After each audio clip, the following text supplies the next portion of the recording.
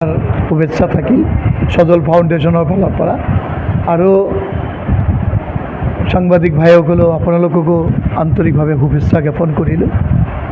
আৰু মই ভাবোঁ যে এই পূজাটো আমাৰ মানে নৰ্থ ইষ্টৰ যিটো দুৰ্গা পূজাটো আমাৰ ডাঙৰ, ইয়াতকৈ ডাঙৰ ফেষ্টিভেল নাই। চবতকৈ ডাঙৰ ফেষ্টিভেল হ'ল দুৰ্গা পূজা।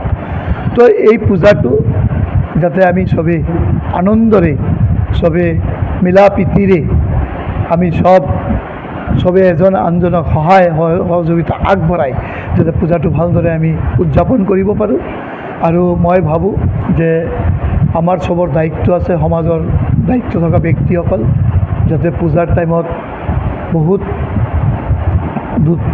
যেহেতু আগন্তুক দিনত আমাৰ BTRত ইলেকশ্যন আছে, বহুতে কিবা কিবি অলপ দিন আগত শান্তিপুৰত এটা ছিনতাই কেছো হৈছে। তো এইকাৰণে আমি চবে চকু ৰাখি চবে সজাগ হ'ব লাগে আৰু ভালদৰে পূজাটো মানাব লাগে।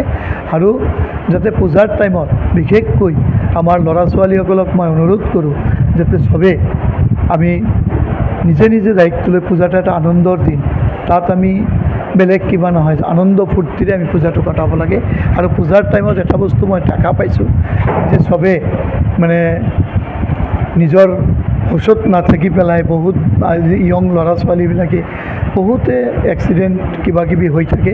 এই ক্ষেত্ৰত মই বিশেষকৈ আমাৰ গাৰ্জিয়ানসকলক মই কৈ দিওঁ যে আপোনাৰ নিজৰ ল'ৰা ছোৱালীক, নিজৰ পৰিয়ালক আপুনি চবে এটাকৈ মানে নিৰ্দেশনা দিয়ক যাতে পূজাৰ টাইমত কোনো এনেকুৱা মানে দুখ লগা ঘটনা নহয়।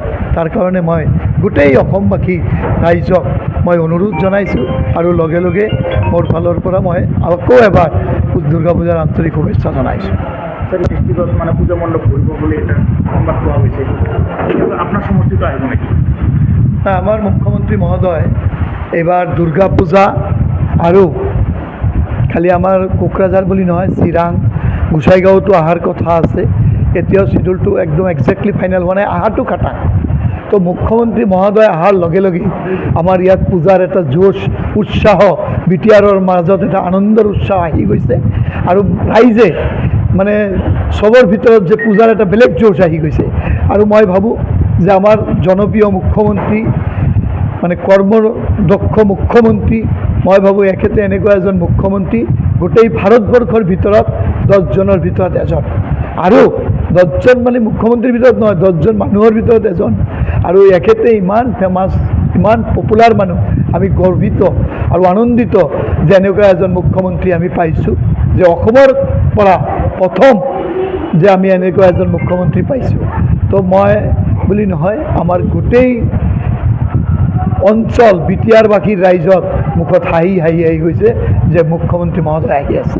আৰু আমিও খুবেই আনন্দিত, মুখ্যমন্ত্ৰীৰ লগত থাকিম, পূজা ভিজিট কৰিম, মুখ্যমন্ত্ৰীক সহায় সহযোগিতা আগবঢ়াম। খুব আনন্দিত হৈছোঁ যে এইবাৰ পূজাটো আমাৰ কাৰণে খুব ভাল যাব বুলি ভাবোঁ।